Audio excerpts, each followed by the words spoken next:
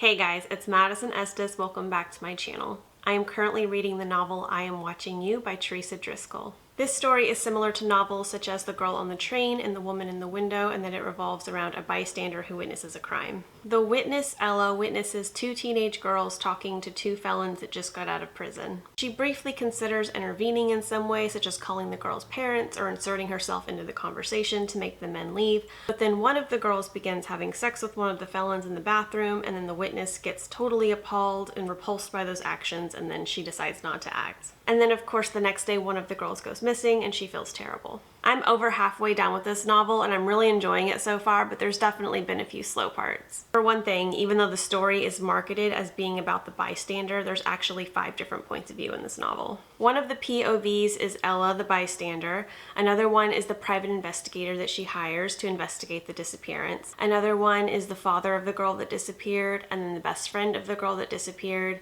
And the last POV is the killer, although we only get very small glimpses, and honestly, I kind of feel like the killer's POV could have been left out completely and it would have changed absolutely nothing in the novel. I haven't finished the novel yet, so that may change. I'll be sure to let you know if I think the killer's POV was necessary at any point, but so far I really don't think it is. Of the 4 POVs, I really like the bystander the most, and I really kind of wish that the entire novel revolved around her. She definitely feels like the most fleshed out character, and she's also the one that seems to have the most agency out of all of the characters. Sarah takes a bunch of pills and tries to OD at the very beginning of the book, and so far she's spent almost the entire book in the hospital bed recovering, thinking about her past. I understand that some of the things that she's reflecting on are necessary for the reader to understand the relationship between her and the friend that disappeared, Anna, but I just feel like she could actually be out doing things and living her life instead of just sitting in the hospital bed the entire time. The father's point of view isn't that much more interesting. Apparently he has some big deep secret, and I swear to God if it's just that he's having an affair, I'm gonna be so mad. And then there's the private investigator, who seems to be like the most useless out of all the POVs. I know he's technically investigating the case, but pretty much everything that we're hearing about the case is coming from his source, who actually works in the police department. So his point of view is kind of useless. Literally the only thing he's done is tried to convince Ella, the bystander, to go to the police because she keeps getting threatening messages and postcards. That's about it. That's pretty much the only thing he's done. Okay, so I have just a few more things that I want to say before I get back to reading. Some of the chapter endings are really, really bad. Some of these chapters will literally end in the middle of a conversation. And I'm not talking about ending the chapter with a very powerful piece of dialogue. I'm talking about it literally just feels like the chapter stops. Particularly in a thriller or a mystery, I feel like, the last sentence of your chapters matters. You want to have some kind of impact on the reader, whether it's, if it's a slow chapter, then you want to work on, developing the character's emotional state. You want that last sentence to show how hard the actions of the novel are impacting your character. This is probably my least favorite chapter ending in the novel. I literally scrolled through until I found it. This is the one that really bugged me. I think I literally out loud said, "Are you kidding me?"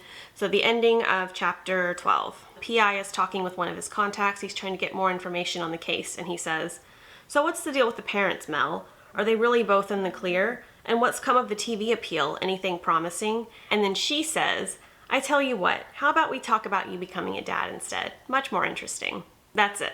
That's how the chapter ends. Are you kidding me? Really just feels like the scene ended in the middle of the conversation. Like the author just ran out of things to talk about in that scene and wanted to just get on to the next part and didn't think of any way to end that chapter more gracefully. She can do it good sometimes. I know that she's, a very good author. I'm really enjoying the story so far. It's just every now and then the chapter endings, I'm literally just rolling my eyes. I'm like, you've got to be kidding me. What? So I'm going to go ahead and get back to reading. I will periodically give you updates as I'm reading, and then I will do a review after I'm done.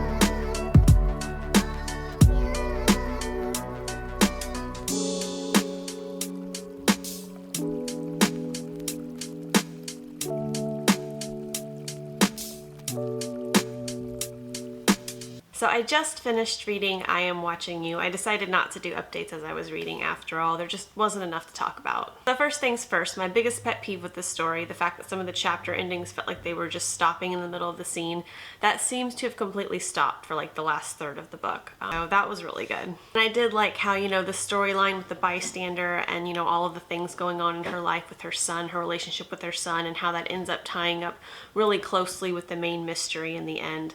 I really liked how those two storylines converged. I liked the ending. I didn't feel as if there was enough hints given throughout the story for it to be a proper whodunit, but I still thought that it was interesting. I don't want to get into spoilers, but I just want to say that I really loved the last couple pages of the novel. It actually made me tear up a little bit, even though you never really get that attached to Anna. Because you don't really get to know her that well. You kind of know her through all the people in her life. You kind of get a glimpse of her, but like she's not a POV character. She has like one chapter where you get to get in her head for a minute, but you know, you don't really feel that attached to her, but it's just, you know, the sadness of the situation and the gravity of everything that happened. You know, I got a little bit emotional at the end. So my biggest pet peeve of the story, not, you know, the chapter endings, that's more of a writing style criticism. This is more of a critique of the story itself, is that, you know, the reason they figure out who did it, it all depends on the bystander remembering something that there is no way she would have remembered. I don't know. First of all, the thing that she remembers seeing was hidden. I'm sorry, I can't go into details without spoiling it, but if you've read the book, you know what I mean. The thing that makes her, you know, realize who the bad person is was hidden. So like there's no way she would have recognized it anyways. To me, that felt unrealistic and contrived. And from a story development perspective, that just felt like weak writing. There's a few scenes in this book that are talked about that I would have really liked to have seen, particularly in the first act whenever not a lot of things are happening. One of the scenes that I would have really liked to have seen is whenever the bystander Ella goes to confront the mother of the girl that went missing, and she like apologizes to her saying, you know, I should have done something, and then the mother obviously does not react well. I mean, just imagine it. This mother is grieving. She's out of her mind with worry. And then you have this bystander who has all of this guilt, you know. Just put these two characters together in a scene at the beginning whenever tensions are running high, and that has just so much potential to be interesting. We don't ever actually see this scene. We just hear Ella talking about it with the private investigator. But that is a scene that I would have really liked to have seen. And there's two other scenes throughout the novel, one of which involves one of the POV characters getting into a standoff with the police. Would have really liked to have seen that, especially since the story just picks up where he is apparently in jail after the standoff. It just felt like a major chapter had been taken out of the book. You really needed to see that scene where he gets into the standoff with the police. And then there's one more big scene. I don't want to talk about it because of spoilers, but there's another police standoff scene where none of the POV characters are actually there. They're just all watching it on TV. And I felt like that was a big mistake. I feel like particularly the private investigator, since he has connections with the police, he should have been there during that very intense scene. You know, he should have been, you know, talking to other characters on the phone, and he should have actually been in the action. That was just another missed opportunity. But I did really enjoy the story overall. There was definitely a sagging middle in this story, but I felt like the characters got more interesting as the story went on, although I did start to dislike Anna's father quite a bit because he's just, you know, a scoundrel. Every other character in the story, you know, the POV characters and most of the non-POV characters I really enjoyed. And there was also lots of instances of good writing as well. This is one part that I really liked on page 64. And then Luke takes us both by surprise and starts to cry. Toddler tears, incongruous and dramatic, and at the same time terrifying, from this fully dressed 6'2" boy wrapped in a blue striped Marks and Spencer's duvet. I just love that description. You know, he's this teenage boy, he's got this adult body, but he still has these, you know, young emotions that are undeveloped. And I just thought that that was a really well written passage. I also really like this part too on page 107.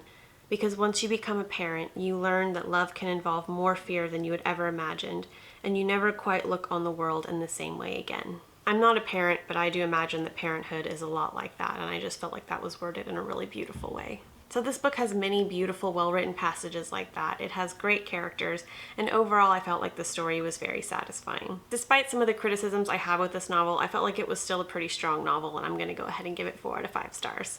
I felt like this novel was somewhat along the lines of Jodi Picoult.